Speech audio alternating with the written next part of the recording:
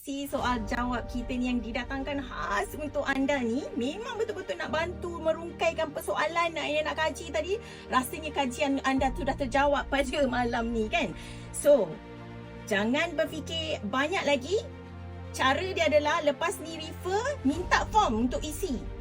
Sebab walaupun kita tidak invest di dalam platform perniagaan ini, duit kita tetap akan habis. Setiap bulan duit kita defisit. Hampir setiap hari defisit. Hari ni masuk gaji, petang garang dah habis. Betul. Ini cerita pengalaman. Bukan orang lain cerita tentang pengalaman suami Zul yang bekerja gaji 5 angka tetapi mengalami masalah dan isu tersebut. Dan dekat sini Zul memandang bahawa platform ini adalah platform unlimited income. Yang mana Zul berpengalaman juga dalam perniagaan konvensional dan berbagai perniagaan lain, dan Zul melihat bahawa Forever Living yang sudah 47 tahun ni melahirkan ribuan jutawan di seluruh dunia.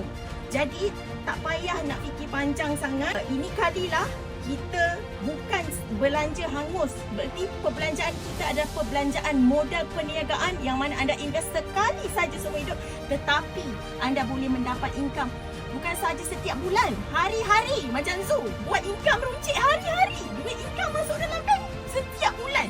So sekarang kita nak kerja ke lebih lagi payout tertinggi, iaitu payout yang tak ada company lain offer, iaitu global pool, yang mana kalau anda dengar satu hari boleh masuk 1 juta, satu malam 1 juta, satu hari 100,000 yang dengar-dengar tu, yang banyak-banyak dekat viral-viral tu, yang scammer-scammer selalu ambil video kita tu. Itulah payout yang company bagi, iaitu dividend company, iaitu company global yang sudah berada di 160 buah negara.